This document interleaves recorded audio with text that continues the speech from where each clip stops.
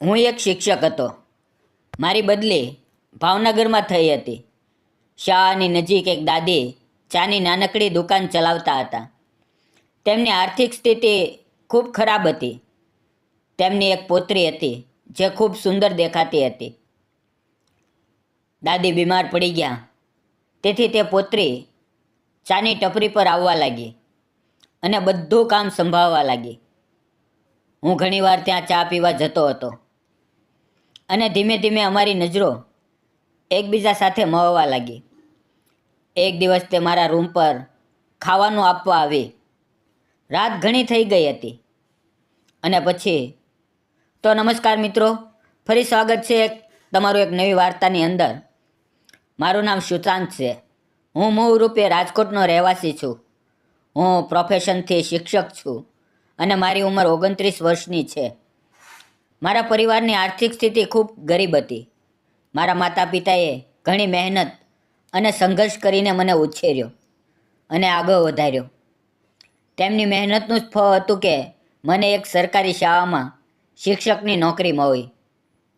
મેં 3 વર્ષ અમદાવાદમાં કામ કર્યું અને ત્યારબાદ મારી બદલી ભાવનગરના એક નાનકડા ગામમાં થઈ ગઈ.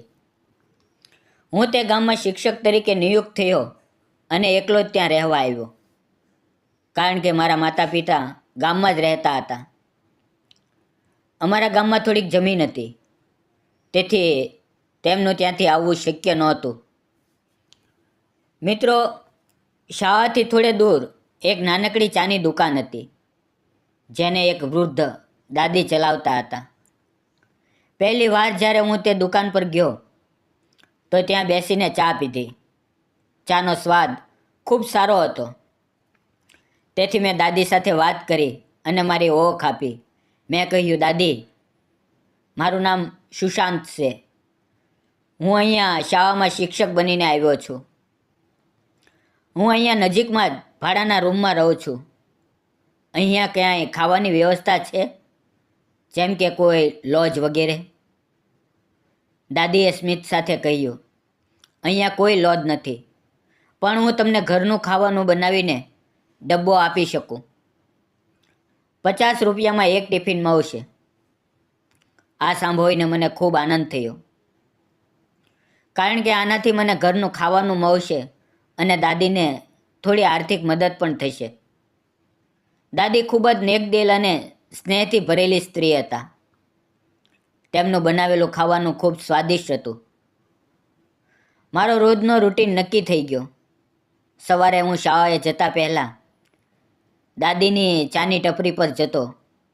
ત્યાં બેસીને તેમના હાથની ચા પીતો, અખબાર વાંચતો અને પછી તેમની પાસેથી ખાવાનું લઈને શાળાએ જતો.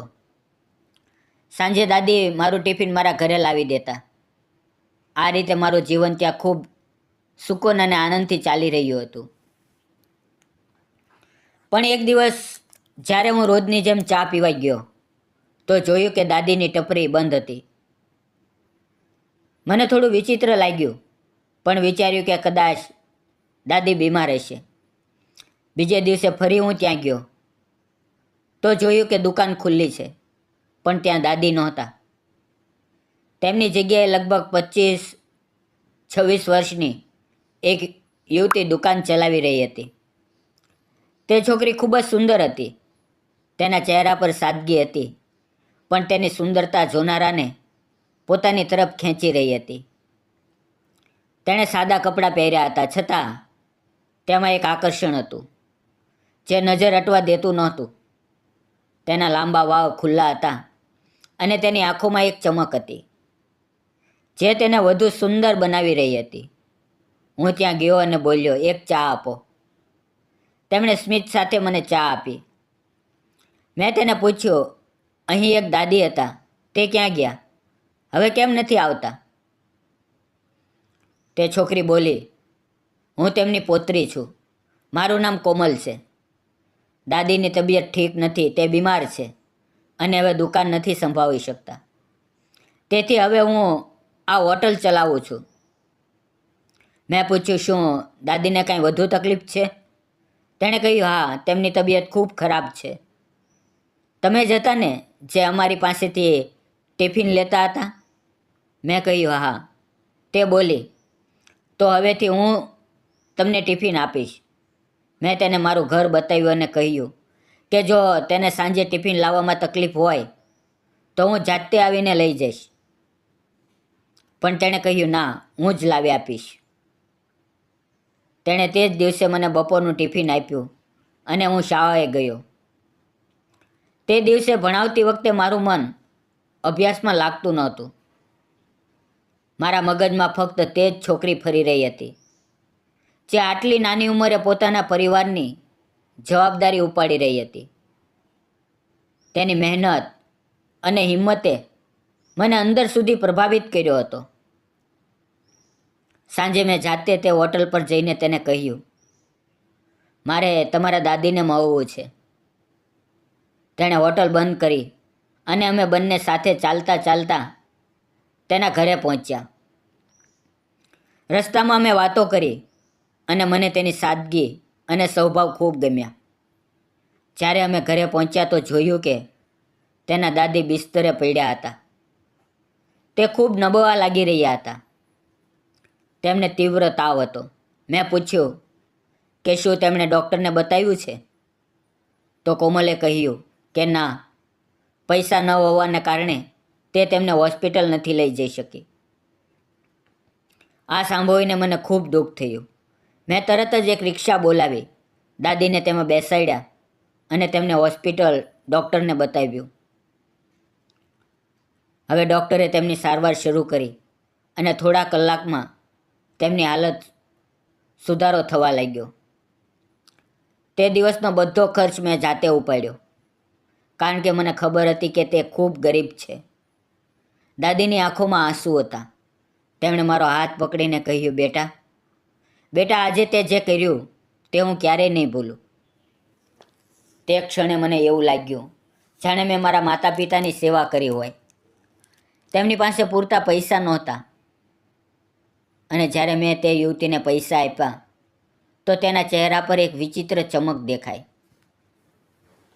એક તરફ તે ખૂબ ખુશ હતી કે કોઈએ તેની અને તેના દાદીની મદદ કરી, પણ બીજી તરફ તેને એ પણ ખરાબ લાગી રહ્યું હતું કે તે કોઈ અજાણ્યા વ્યક્તિ પાસેથી મદદ લઈ રહી હતી. તેણે સંકોચ સાથે કહ્યું, હવે તમે ટિફિનના પૈસા ન આપતા.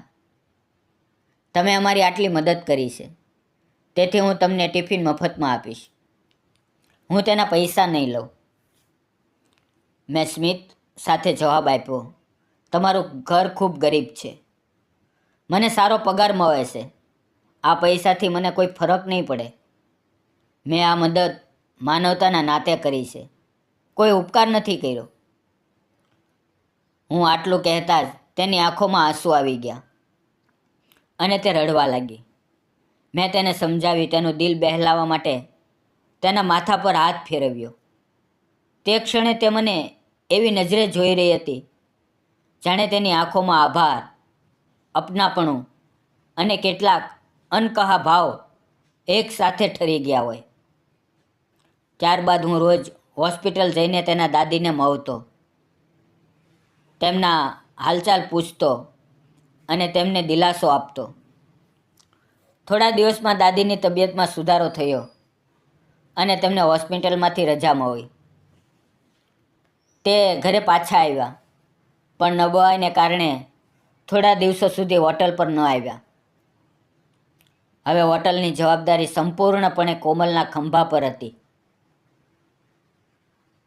તે દરરોજ હોટલ પર આવતી, ચા બનાવતી અને ગ્રાહકોને પીરસતી. હું પણ હવે ફક્ત ચા પીવા માટે નહીં, પણ તેને જોવા માટે રોજ ત્યાં જવા લાગ્યો. અમારી વચ્ચે હવે એક અલગ જ ઓળખ બની ગઈ હતી. હું ત્યાં બેસીને ચા પીતો અને તેની સાથે નાની નાની વાતો કરતો. મેં એક દિવસ તેને પૂછ્યું, તું આવા શું કરે છે?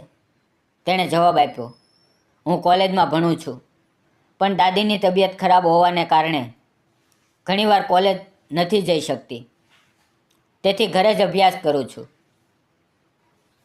મેં પૂછ્યું, તારા માતા પિતા ક્યાં છે? તેણે ઉદાસી ભરેલા અવાજમાં કહ્યું, મારા માતા પિતા જ્યારે હું નાની હતી ત્યારે એક રસ્તાના અકસ્માતમાં અવસાન થયું હતું. ત્યારથી મારા દાદીએ જ મને ઉછેરી છે. આ સાંભળીને મને ખૂબ દુઃખ થયું. મને લાગ્યું કે આ છોકરીએ ઉંમર પહેલાં જ ઘણું બધું સહન કર્યું છે. મેં મનોમન નક્કી કર્યું કે હું તેની મદદ કરીશ. ત્યારબાદ મેં મારા પગારમાંથી થોડા પૈસા આપવાનું શરૂ કર્યું, જેથી તેઓ પોતાની હોટલનો વિસ્તાર કરી શકે. ધીમે ધીમે અમે હોટલમાં નાસ્તો અને ખાવાની વ્યવસ્થા પણ શરૂ કરી. હોટલ હવે ખૂબ સારી રીતે ચાલવા લાગી. ગ્રાહકોની ભીડ વધી અને તેમની આવક પણ સારી થઈ ગઈ. કોમલમાં ખૂબ સારા સંસ્કાર હતા. તે ખૂબ નમ્ર, મહેનતુ અને ગુણવાન હતી. સાંજે તે મારા ઘર પર ખાવાનું ટિફિન લાવવા લાગી. એક દિવસ મેં તેને કહ્યું, તું કોલેજ નથી જઈ શકતી, તેથી અભ્યાસમાં તકલીફ થતી હશે. જો તું ઈચ્છે તો તું મારી પાસે આવીને અભ્યાસ કરી શકા છો. હું તને બધું સમજાવી દઈશ. તેણે સ્મિત સાથે કહ્યું, ઠીક છે. તેણે ગણિતમાં થોડી તકલીફ થતી હતી, કારણ કે ઘરે ભણતી વખતે કોઈ સમજાવનારું નહોતું. તે રોજ સાંજે ખાવાનું લાવતી અને થોડીવાર પછી અમે સાથે બેસીને અભ્યાસ કરતા. હવે ધીમે ધીમે અમારી વચ્ચે એક મધુર સંબંધ બનવા લાગ્યો. મને તેનો સાથ ગમવા લાગ્યો. તેની સાદગી, તેનો સ્વભાવ અને તેની વાતો મને અંદર સુધી સ્પર્શવા લાગી. તે ફક્ત સુંદર જ નહોતી, પણ ખૂબ સમજદાર પણ હતી. તેની પરીક્ષાઓ નજીક હતી, તેથી તે રજાના દિવસોમાં પણ મારી પાસે આવીને અભ્યાસ કરવા લાગી. હું પણ તેને પૂરા દિલથી ભણાવતો અને તેની મહેનત જોઈને ગર્વ અનુભવતો. પણ આ દરમિયાન અમારી આંખો ઘણીવાર મોવી અને ન જાણે ક્યારે અમારી વચ્ચે એક અનકહ્યો સંબંધ વધવા લાગ્યો. એક દિવસ સાંજે જ્યારે તે મારા ઘરે ટિફિન લઈને આવી અને અમે અભ્યાસ કરી રહ્યા હતા, ત્યારે અચાનક અમારી નજરો એકબીજા સાથે મોવી. તે સમયે, તે ક્ષણે એવું લાગ્યું જાણે સમય થંભી ગયો હોય. અમે બંને કંઈ બોલી ન શીખ્યા. ન જાણે કેવી રીતે તેણે ઝટકામાં મને ગળે લગાવી લીધો અને હું પણ તેને મારી બાહોમાં ભરી લીધું. થોડી ક્ષણો માટે અમે બંને તે આલિંગનમાં ખોવાઈ ગયા. પછી જાણે હોશ આવ્યો, અમે અલગ થયા. પણ તે ક્ષણે કંઈક બદલાઈ ગયું હતું. અમારી નજરોમાં હવે તે અપનાપણું અને આકર્ષણ ખુલીને ઝળકી રહ્યું હતું. ત્યારબાદ અમારી વચ્ચે નિકટતા વધી. અમે એકબીજાને ધીમે ધીમે અનુભવવા લાગ્યા. તે દિવસથી અમારી વચ્ચે એક ગાઢ સંબંધ બની ગયો. અમારા દિલોએ એકબીજા માટે ધડકવાનું શરૂ કર્યું. હવે તે રોજ આવતી, અભ્યાસ કરતી અને અમે એકબીજા સાથે ખૂબ ખુલીને વાતો કરતા. તેની સાથે સમય વિતાવવો હવે મારા દિલનો સૌથી સુંદર ભાગ બની ગયો હતો. તેની પરીક્ષાના દિવસો આવ્યા અને તેણે પૂરી મહેનતથી પરીક્ષા આપી. તેના બધા પેપર સારા ગયા અને તે સારા ગુણથી પાસ થઈ. દાદીની તબિયત પણ હવે પહેલાં કરતાં સારી થઈ ગઈ હતી. તેઓ ક્યારેક હોટલ પર આવવા લાગ્યા. હું પણ રોજ ત્યાં ચા પીવા જતો અને કોમલ મને જોતી. તેની આંખોમાં અવવું સ્મિત આવી જતું. દાદી ઉંમરે મોટા હતા, તેથી પહેલાં તેમને કંઈ સમજાયું નહીં, પણ ધીમે ધીમે તેમને પણ અમારી વચ્ચેનો લગાવ અનુભવી લીધો. તે પણ સમજી ગયા કે હવે તેમના ઘરની તે પૌત્રી એકલી નથી. તેના જીવનમાં કોઈ એવું આવ્યું છે જે તેના સુખ દુઃખનો સાથી બની ગયો છે. એક દિવસ મેં કોમલને ફિલ્મ બતાવવા માટે કહ્યું. તે થોડી હિચકિચાઈ, પણ પછી તૈયાર થઈ ગઈ. અમે બંને સિનેમા જોવા ગયા અને તે સાંજ અમારા જીવનની સૌથી યાદગાર સાંજ બની ગઈ. અમે બંને એકબીજાનો હાથ પકડી રાખ્યો હતો અને સિનેમા જોઈ રહ્યા હતા. ફિલ્મ ખૂબ સારી હતી. અમે સાથે પોપકોર્ન ખાધું, ઠંડી કોફી પીધી અને પછી ઘરે આવ્યા. પણ તે દિવસ પછી દાદીને બધું ખબર પડી ગયું. તેમને ખૂબ ગુસ્સો આવ્યો કે તેમની પોતરી કોઈ છોકરા સાથે ફિલ્મ જોવા ગઈ હતી. તેમને કોમલને દાટતા કહ્યું, આજથી તું ઘરે જ રહેજે, હવે હોટલ પર નહીં જાય. આગલા 5-6 દિવસ સુધી હું રોજ હોટલ પર જતો રહ્યો, પણ કોમલ ત્યાં દેખાય નહીં. મેં દાદીને પૂછ્યું, પણ તેમણે કોઈ જવાબ ન આપ્યો. મને તેના ચહેરા પર નારાજગી સ્પષ્ટ દેખાતી હતી. હવે અમારા બંને માટે એકબીજા વિના રહેવું મુશ્કેલ થઈ ગયું હતું. તે સોમવારની રાત હતી. સાંજે દાદી સૂઈ ગયા હતા. જ્યારે કોમલે જોયું કે દાદી ઊંડી નીંદરમાં છે, તો તે ચૂપચાપ મારા ઘરના દરવાજે આવીને ઊભી રહી. તેણે દરવાજે હવેથી ટકોર કરી. હું ઊંઘમાંથી જાગી ગયો અને વિચાર્યું, આટલી રાત્રે કોણ આવ્યું? મેં દરવાજો ખોલ્યો તો જોયું કે સામે કોમલ ઊભી છે. તેણે વગર કંઈ કહે મને સુસ્ત ગળે લગાડી લીધો. અમે બંને થોડીવાર એમ જ એકબીજાની બાહોમાં બંધાયેલા રહ્યા. તેણે ભાવુક થઈને કહ્યું, મને તમારા વિના સારું નથી લાગતું. હું ફક્ત તમારી સાથે રહેવા માંગુ છું. ચાલો ક્યાંક દૂર ચાલ્યા જઈએ. હું તેની વાતો સાંભળીને ગભરાઈ ગયો અને બોલ્યો, શું તું પાગલ થઈ ગઈ છે? ભાગી જવાથી શું થશે? તારા દાદીની બદનામી થશે અને મારી નોકરી જશે. મેં તેને સમજાવી, થોડી ધીરજ રાખ, હું બધું ઠીક કરી દઈશ. તેણે ફરીથી મને ગળે લગાવી લીધો અને અમે બંને ફરીથી અમારા ભાવોમાં વહી ગયા. તે રાત્રે અમારા દિલોમાં ફક્ત એકબીજા માટે પ્રેમ હતો. અમે બંને એકબીજા પ્રત્યે અમારા મનની વાતો કરી અને નક્કી કર્યું કે હવે અમે હંમેશા સાથે રહીશું. મોડી રાત્રે હું તેને તેના ઘર સુધી જ છોડી આવ્યો, જેથી દાદીને કંઈ ખબર ન પડે. બીજે દિવસે સવારે હું દાદીના ઘરે પહોંચ્યો. મેં કહ્યું, દાદી આજે મારે તમારી સાથે એક જરૂરી વાત કરવી છે. દાદી બોલ્યા, બોલો ગુરુજી, શું વાત છે? મેં હિંમત એકઠી કરીને કહ્યું, દાદી, મને તમારી પોતરી ખૂબ ગમે છે. હું તેની સાથે લગ્ન કરવા માંગુ છું, જો તમને કોઈ વાંધો ન હોય તો. મારી વાત સાંભળીને દાદી થોડીક ક્ષણો માટે ચૂપ રહ્યા. પછી તેના ચહેરા પર સ્મિત ફેલાયું. તેમણે કહ્યું, મને પહેલેથી જ બધું ખબર હતી. હું જાણતી હતી કે તમારી વચ્ચે સાચો સ્નેહ છે, પણ ચોરી છુપી મળવું ઠીક નહોતું. જો તું ખરેખર તેને સુખી રાખી શકા, તેની જવાબદારી ઉપાડી શકા, તો મને કોઈ વાંધો નથી. કારણ કે આ દુનિયામાં હવે તેનો હું જ એક સહારો છું. જો તું સાચે જ તેની સંભાળ રાખીશ, તો હું તરત જ તમારા લગ્ન કરાવવા તૈયાર છું. આ બધું સાંભળતી વખતે કોમલ દિવાલની પાછળથી અમારી વાતો સાંભળી રહી હતી.